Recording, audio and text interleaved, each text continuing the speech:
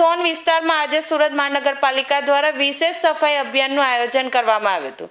શહેરમાં વધતા મચ્છરજન્ય રોગો જેમ કે ડેન્ગ્યુ અને મેલેરિયા જેવા રોગોને ધ્યાનમાં રાખીને આરોગ્ય વિભાગ અને સફાઈ વિભાગની ટીમોએ વિવિધ વિસ્તારોમાં સક્રિય કામગીરી હાથ ધરી હતી। અધિકારીઓએ લોકોને સમજાવ્યું હતું કે વરસાદી માહોલમાં મચ્છરો ઝડપથી ફેલાય છે અને ખાલી પાણી ભરાયેલી ટાંકી, ડબ્બા, ફ્લોર અને અન્ય જગ્યાઓ પર પાણી જમા થવાથી આ રોગોના ફેલાવાના જોખમમાં વધારો થાય છે।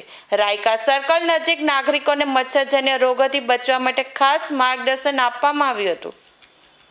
નાયબ આરોગ્ય અધિકારી ઉધના ડૉક્ટર કિંજલ પટેલ યુસીડી વિભાગ અને આરોગ્ય વિભાગ સાથે મળી અને આજે અહીંયા સુરતી આઈલેબથી સિક્વન્સ સર્કલ અને સિક્વન્સ સર્કલની સુરતી આઈલેબ પર સફાઈનું ઝુંબેશનું આયોજન કરેલું છે। તેમજ સફાઈની જનજાગૃતિ, કચરાનું સેગ્રિગેશનની, પ્લાસ્ટિક ન વાપરવા માટેની અને પર્યાવરણ બચાવવા માટેની જનજાગૃતિ યુસીડી વિભાગમાં સખી મંડળના બહેનો દ્વારા કરવાના હોય એક રેલી નાની કાઢવાના છે, જેમાં તમામ વસ્તુઓનો આવરી લઈ અને લોકોને સમજણ આપશે અને પર્યાવરણને બચાવવા માટેનો અને પર્યાવરણને સુધારવા માટે અને સફાઈ રાખવા માટેનો એક આ નાની ઝુંબેશ અહીંયા ઉપાડવામાં આવી છે।